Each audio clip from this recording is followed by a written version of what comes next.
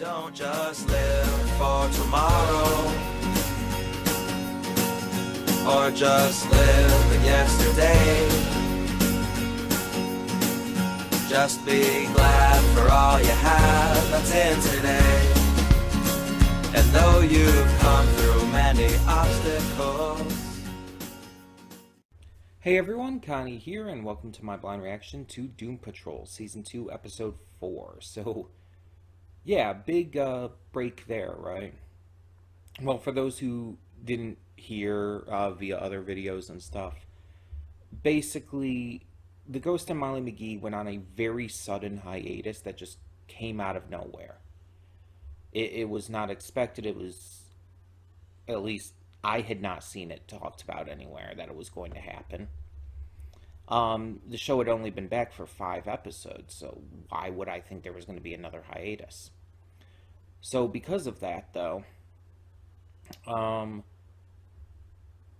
the slots were kind of mixed up and everything and messed up from how I had it planned for the new schedule. So we switched Owl House to Tuesdays, and the slot that was Ghost and Molly McGee, which is now on Wednesdays, we're just, going back to this. We're continuing this after all. Keeping that second slot for donation rewards as the alternative for the moment. It makes the most sense, and it seems the most fair considering everything going on. So, yeah. We're continuing this, except now it's in the middle of the week instead of the weekend. Which, in a way, is less convenient. But I'm not going to switch the schedule around again right now. Maybe if we need to in the future, but it's just... The issue is, I usually liked having the longer shows like this be at the end of the week if possible, just because it's easier to get through when I don't have to force it out too early on in the week. You know what I mean? Just later on in the week, during the weekends or whatever is best. But whatever. Oh, excuse me.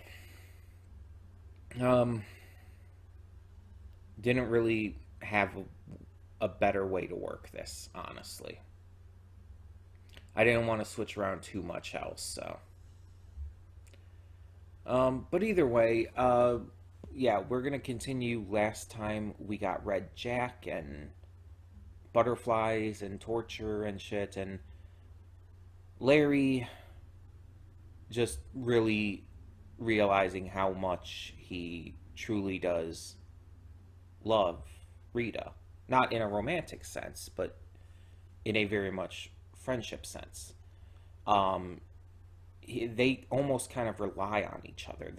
Their bond is extremely strong because they help each other through the issues they're going through, physically and emotionally.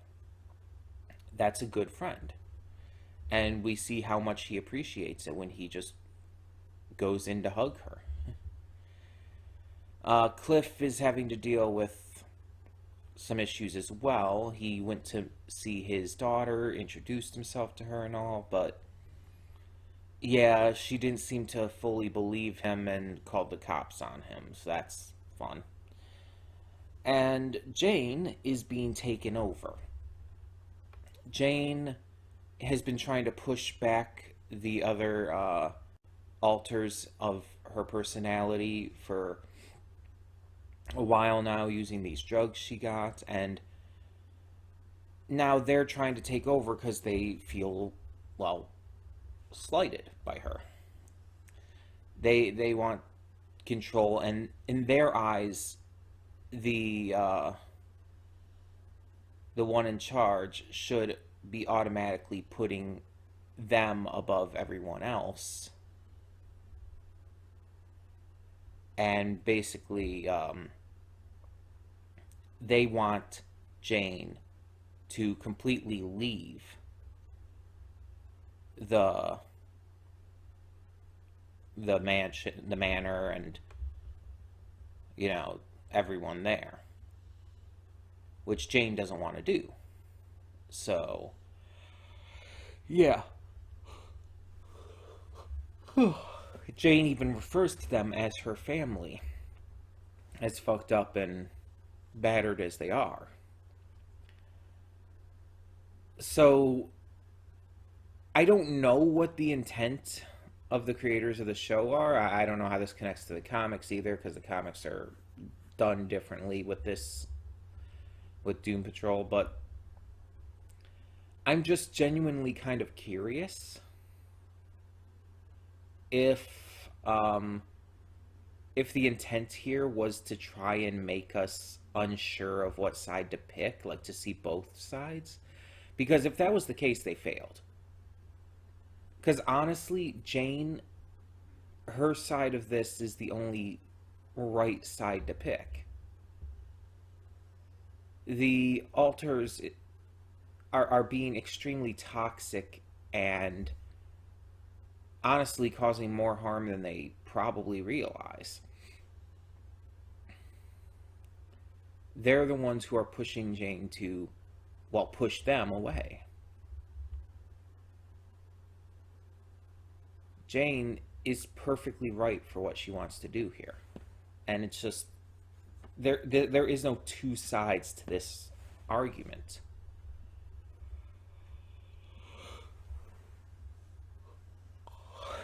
Basically, you're either siding with Jane or you're wrong. I know it sounds harsh, I know it sounds insane, but it's like she's she's in the right entirely. Like, this show deals with some situations and arguments where you could say that it could go either way, or you can at least understand both sides even if you don't agree with one of them. This is not one of those cases. This is one of those cases where one side is being so utterly selfish and self-serving that it's toxic and dangerous. There's nothing wrong with self-care and everything. Self-care is important. But there is an extreme to that. Just like there's an extreme to taking care of others above yourself. You have to have a balance. And the problem is the alters don't want a balance. They want it entirely one way. And to be fair, Jane has been trying to get rid of that balance too. To be fair. But she's right to want to stay with her found family, nonetheless. And then, of course, we have the fact that the chief is dying, and, Dorothy is concerned about that. And she's basically just trying to ignore it. Playing with her friends and accidentally breaking Danny, which I don't know what that means, but yeah, she's trying to not really admit that it's happening. And the chief isn't really helping matters by basically telling her everything's going to be all right and all. It's just it's an entirely fucked up situation. But everyone is still trying to find some way to cure the chief, to get him his immortality back or whatnot, so we'll see. We'll see. But yeah, I'm very much interested to see where this goes. I mean, obviously they're building up stuff with Dorothy and this Wishmaker guy. Can't remember the name. Candlemaker? Was it Candlemaker? Something like that.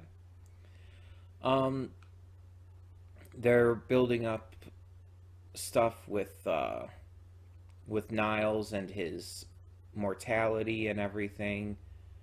And there's other, and of course, there's the build up with the separate characters, like what each of them are working on and working through. So we'll just have to see how it goes. We'll just have to hope for the best. And who knows how this is going to actually end this season, but we'll find out. There's how many episodes in this season? I should have them all downloaded, so 9. So we've still got a ways to go, but we'll see. In the meantime, we're just going to get this started and hope for the best. So, when the screen fades to black, pause this redirect and go to the description below. Follow the link to the reaction, and after you watch it, come back here to the redirect and resume play. Because after it fades black and fades back in, everything from that point forward will be my afterthoughts and will contain spoilers to the episode. So, that being said, thank you so much for tuning in, and I will see you at the reaction. And we are back, and we'll begin with spoilers in 3, 2, 1, now. So this was a interesting episode. Definitely not what I necessarily expected, but not bad by any means. Actually, very good one. So just main synopsis. The Dannysons arrive and decide to throw a party to try and help the recovery of Danny after what happened with last episode, where Dorothy accidentally broke Danny. So, party goes on, everything's happening, and while there, Rita decides to ask Flex to help her clear her mind, in order to help with her powers, because she feels kind of inadequate that she still hasn't gained full control over her powers yet. So she asks Flex to do what he did in season 1 and flex in a way that gives her an orgasm. Because she says it's the only time in anywhere near recent history where she's felt clarity, where she's felt like her mind was clear enough to be able to focus. Flex reluctantly does so and keeps doing so. Unfortunately, because of the supernatural way this is done, it ends up kind of luring in a sex demon who, if absorbing enough raw sexual energy, will give birth to a baby that if it cries, it basically deletes all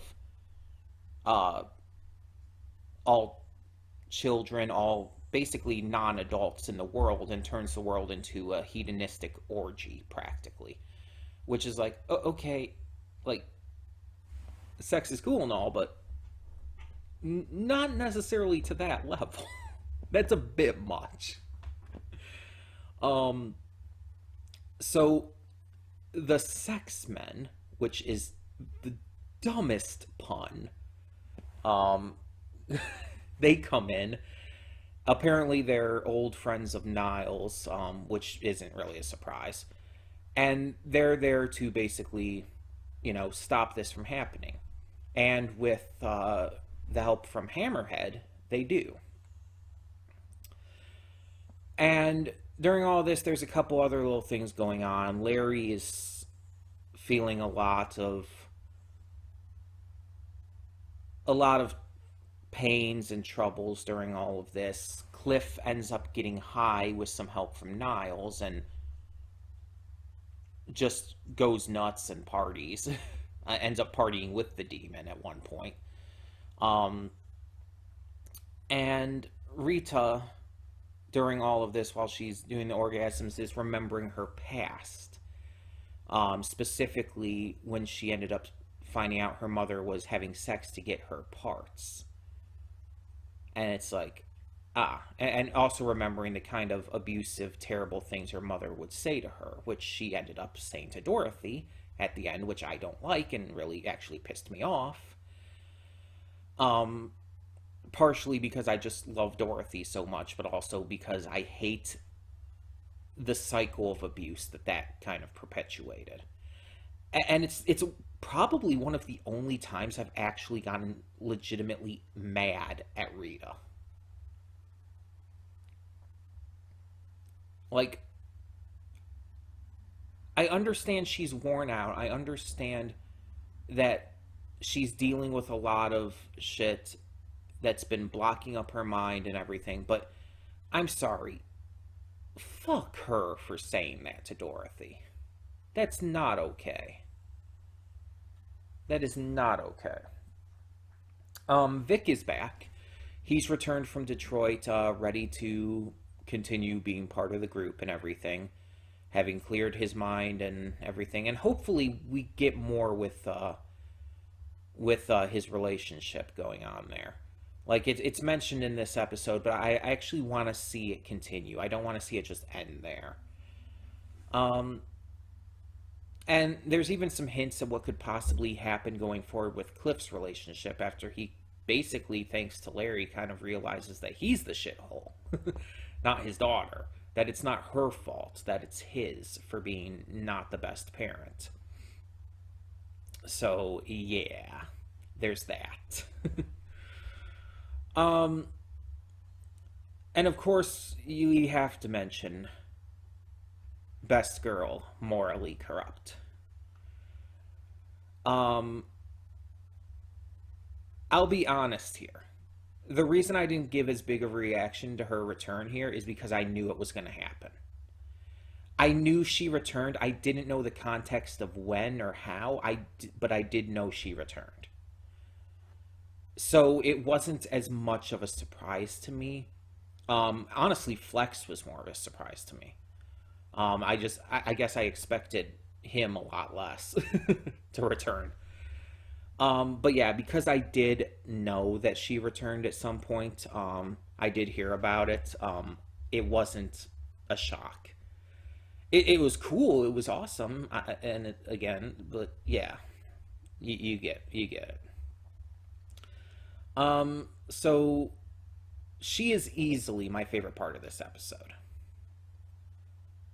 And I wouldn't even say she has as big a role as she did the first time she showed up in Danny Patrol. In this, she's more like the master of ceremonies for this party.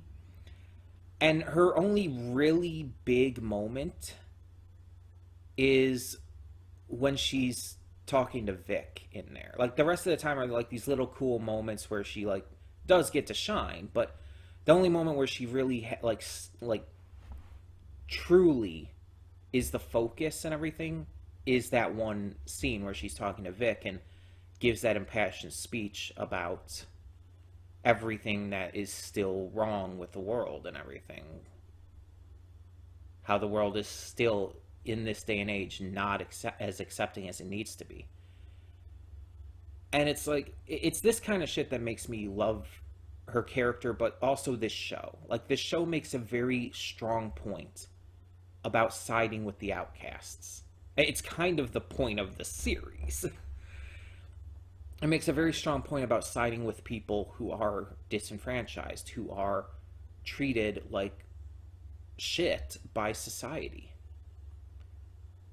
Queer people being a major factor in that, a major group of people within that. But anyone who's shunned by society. For any reason.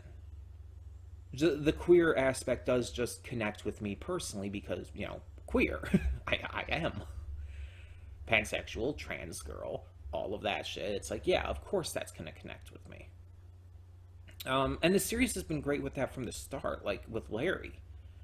One of our main characters is gay. And one of the biggest aspects of his character arc is accepting himself.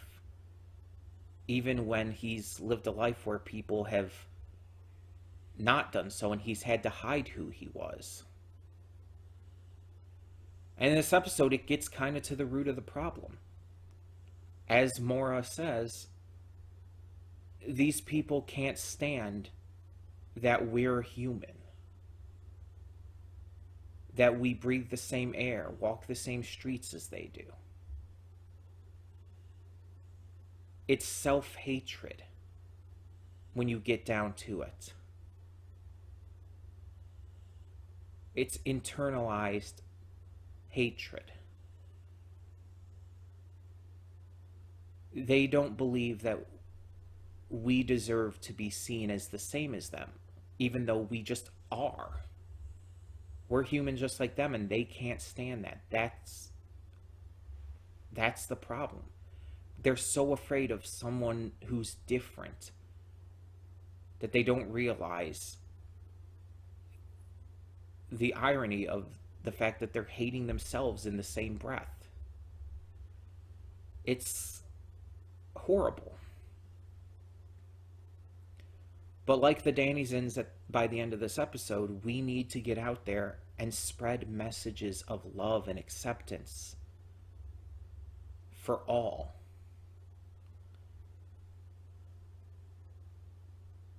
We need to not be silent on this. The Dannyzens are going out to spread their message, to share their truth. And that's awesome. But it's undeniable that it's not going to be an easy journey. And they know that. Maura mentioned that since they've been out in the world, since Danny became a brick rather than a street, they've had to deal with this shit. People talking behind their backs and to their faces. And so their choice to go out in the end, to be in the world and to spread their message, is strength. It's bravery. And it's beautiful. They're not backing down. And I think that's the message that all of the characters in this show, all of our main cast, need to take to heart. Despite all the pains, despite all the troubles, despite anything anyone might say, or anything anyone might do, don't back down. Don't let it control you. Choose your own destiny. Choose where you go. Choose what you do. That is how you succeed in life. So yeah, obviously there's a lot in this that I really, really loved. And I love that Danny in the end refused to become a street again. It's implied, I get through this all, that Danny could have become a street again. That possibility did exist. But instead, Danny chose to become a tire. And to travel and to spread this message and all, because Danny didn't want to go back to what they had done and what they were in the past. They admitted to Dorothy that they acted as a prison to her. They were honest with her. And I think if they hadn't been, she might have stabbed them. She might have killed them. But they were honest, and it helped. And it was important. And it allowed even for Danny to step up against Niles and tell him straight out, this is not happening again. So I think that's just really cool and important. But it seems like at the end, even the Candlemaker is kind of turning his back on Dorothy, so I wonder what that's going to mean. I mean, that might be a good thing, really. But I guess maybe we'll see how that all ends up working out. And obviously, we have to talk about the sexual content in this episode, because there is a lot of it. A lot of sexuality everywhere. Even beyond just the orgasming. I like that this show isn't afraid to go there. Because I've talked about this briefly before, I believe, but for so long, people have had this idea that sexuality is this taboo subject, that it needs to be hidden away. that it needs to be, not talked about. It's this idea that was implanted in people's heads by, like, government and church and, parents. This idea that sexuality is something that needs to be entirely private and kept away from everyone and just, again, not talked about, not thought about, not publicized in any way. And to a degree, it's like, if you want to keep your love life, your sex life private, that's fine. But sexuality as a whole is not bad. All these people for so many years, decades, a long ass time, have acted like sexuality in and of itself is like this, again, this taboo thing, this bad thing that they need to hide. People can't express sexuality or enjoyment of sexuality because that's not okay. That's not morally right. It's like, says who? Why? So I like that this show is just not holding back on stuff like that. It doesn't necessarily need to go like too far. But like with this episode, we see it's like this show's not afraid to say fuck you to those kinds of people. And it's like, let's embrace sexuality. And let's show that, yeah, it can be bad if it goes too far, but that sexuality in it of itself is not a bad thing. They even blatantly kind of say that in the episode. Sexuality is normal. It's just a part of life. And some people take that a little further than others. And that's fine. They are allowed to, and they should be completely comfortable reveling in that. This is something I myself have had to learn because of the way I was raised and everything, to, again, block that kind of stuff out, to treat it as if it were taboo.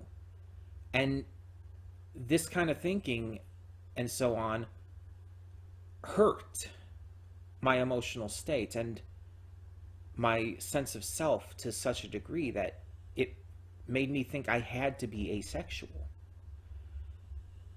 because it made me believe that sexuality and expressing sexuality and thinking about that kind of stuff was inherently bad and wrong. So it made me internally think I had to be asexual and fooled me into believing I was. Only recently was I able to realize that that's not me. That I very much have those interests and shouldn't try to hide them, shouldn't try to push them away. And now I'm very happy to be open about that. I'm not going to be like talking about here, like, I'm not going to come on to a video on here and talk about like all the porn I've watched or anything. No. But I'm going to be open about, yeah, I watch porn. I'm not going to lie about that stuff anymore because there's no reason to. I'm not going to hold that stuff back because I don't necessarily need to. I'm okay with it. I'm open with it. Because I understand now that it's normal. It's okay. So, yeah, I really like that this show is embracing that and treating it that way. It's treating sexuality as a normal thing. Like, even in the last episode with Vic, it's treating it as just this normal thing. And I think that's something that a lot of shows, a lot of movies, a lot of just content and media in general still shy too much away from. Unfortunately. But I'm glad there are some shows out there that are much more willing to not hold back in regards to that. It's a good thing. But I'm very much interested to see where this goes because this did set up quite a few things with this episode. Um, so we'll have to see as we continue on. So, yeah, as I stated in the pre-thoughts and everything, obviously this is continuing for now. Um, we'll see how things end up going. We'll see what ends up happening in the future. Who knows when Molly McGee is coming back at this point because it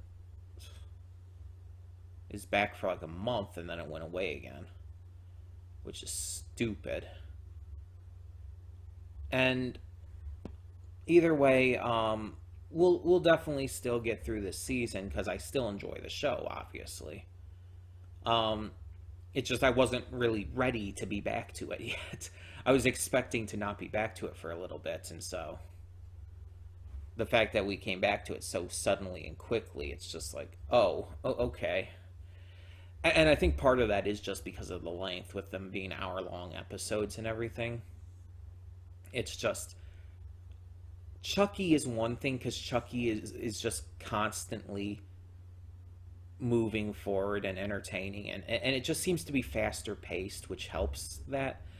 Um, Doom Patrol has a lot more slowness to it. It's wacky, it's weird, it embraces a lot of great things that need to be embraced, but it's a lot slower in its pacing. That's just undeniable. And that does make it feel slower when watching. And so it's plus having two shows on the channel at once that are longer episodes like this is just it takes so much more time to record, you know?